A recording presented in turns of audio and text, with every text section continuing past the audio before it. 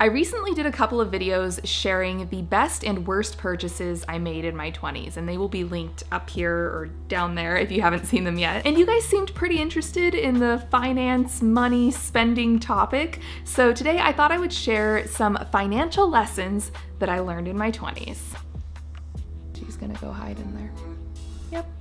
There she goes. I think for most people, myself included, the 20s are a time of trial and error for your finances. It's your first time for a lot of us being out in the world as an adult with all of the bills and financial responsibilities that come with that. And there are a lot of lessons to be learned as you start stumbling through that period of your life. The first financial/spending lesson I learned in my 20s is to stop making so many what I call short-term purchases. I think of a short-term purchase as being something I just have to have right now. It's so cool, maybe it's the newest thing in stores, but it's something I'm likely not really gonna care about 6 months or a year from now. I learned that there is always going to be something I really want to buy, whether it's a new pair of boots or that new makeup collection that just came out. And I used to have this kind of childlike mentality where I would tell myself, if I just let myself splurge on this one thing, if I get myself these great boots, then I'm done. That's like all of my shopping. I don't need anything else. I'm not gonna want anything else. And of course,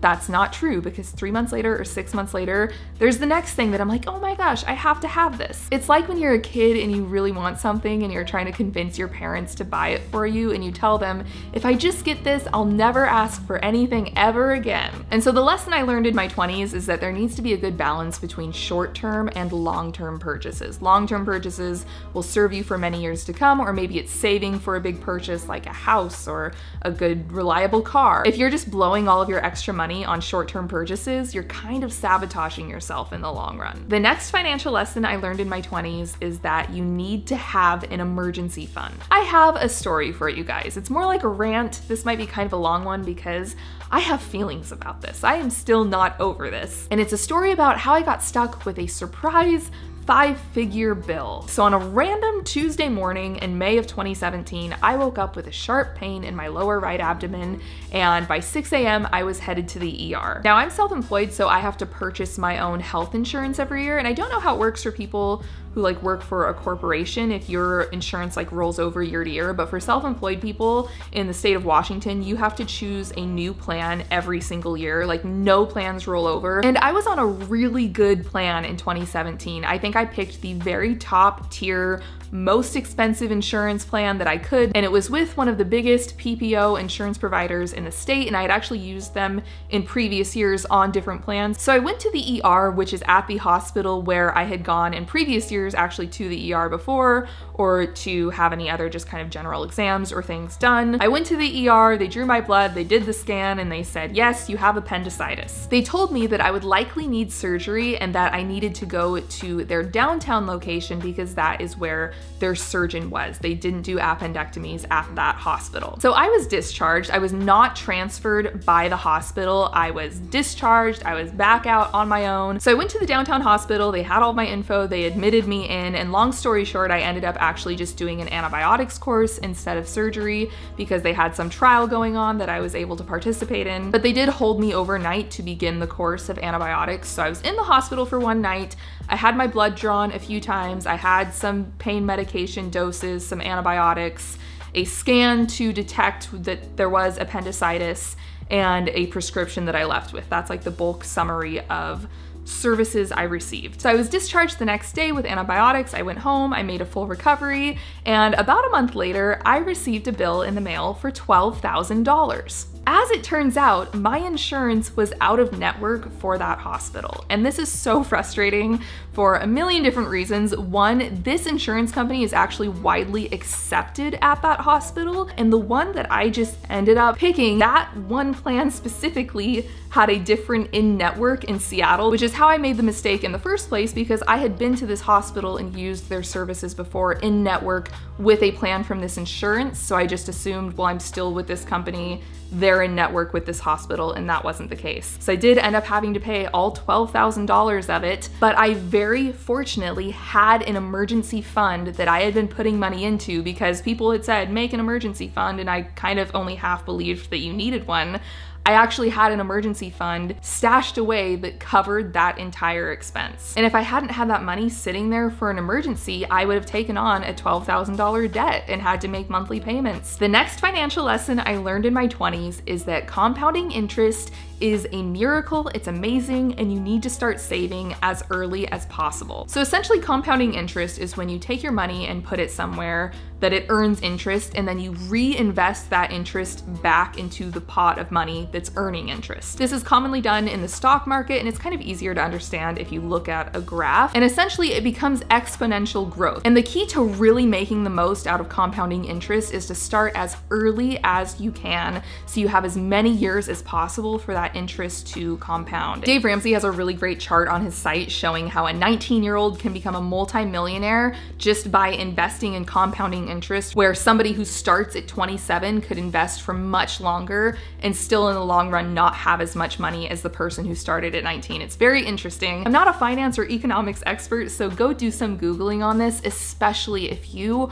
are in your early 20s or your late teens. I promise you that 50-year-old you is like screaming at you through the time travel vortex right now, saying like, go look at compounding interest. If you do the work early, it is an amazing tool to grow wealth. The next financial lesson I learned in my 20s is that financial security and life options bring me more happiness than stuff. Now, I'm not saying that money buys you happiness, because it definitely doesn't. You can have all the money in the world and you can be absolutely miserable. But money can buy you options, which buys you peace of mind, which maybe leaves more room in your life for happy things. For example, if you're living with a roommate that drives you crazy, you hate being there, you want to move out, but the idea of moving out and paying the first last deposit on a new place and renting the U-Haul and all of those expenses are just something that you can't take on right now. So you have to stay living with the terrible roommate. Having the option financially to make changes in my life brings me so much more happiness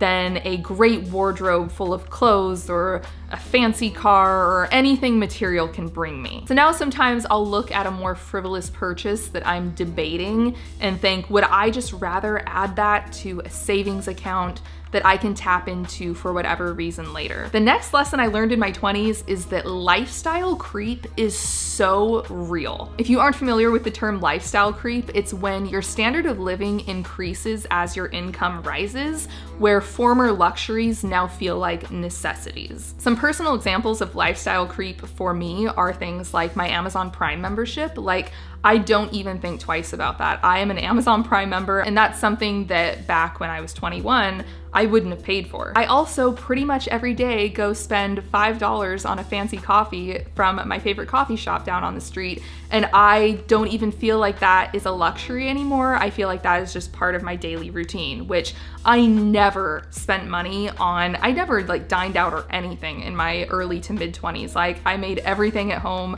I would never spend money on Starbucks or something unless it was like a holiday or special occasion. And now that is just like part of my daily routine, is I go down and I get my favorite drink from my coffee shop. A couple of big ways I found that lifestyle creep can hit you is with your apartment or where you're living and your car. I've definitely experienced the situation where I've started making more money, so then I thought, well, okay, then I'll move into a nicer, more expensive place, and maybe I'll look at getting a newer, fancier car. But the problem when you do that is all that new extra money you're making just gets swallowed up into new necessary expenses. And then you don't even really feel like you're making more money anyway, because you've just inflated all of your living expenses to fill that new space. So I try to be more conscious of lifestyle creep now. Just because I can afford something doesn't mean I need to buy it. And then the last financial lesson I learned in my 20s is to be really aware and cautious of taking on fixed monthly costs. And by fixed monthly costs, I mean like your rent, your car payment, your car insurance, your health insurance,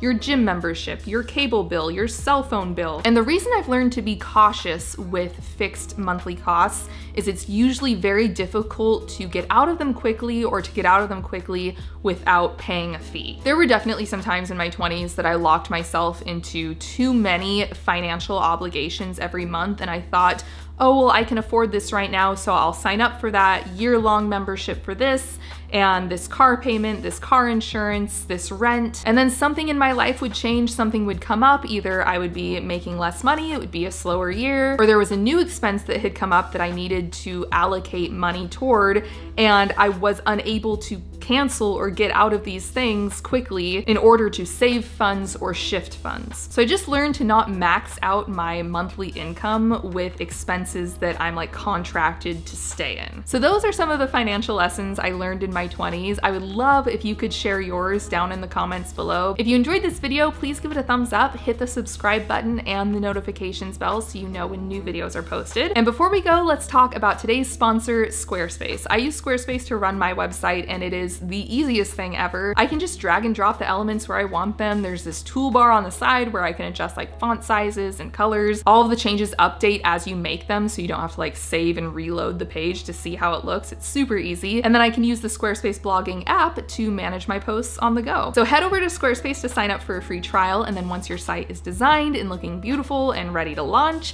you can visit squarespace.com/Allison Anderson to get 10% off your first purchase of a website or domain. I hope you guys are having a great day, and I will see you in the next one.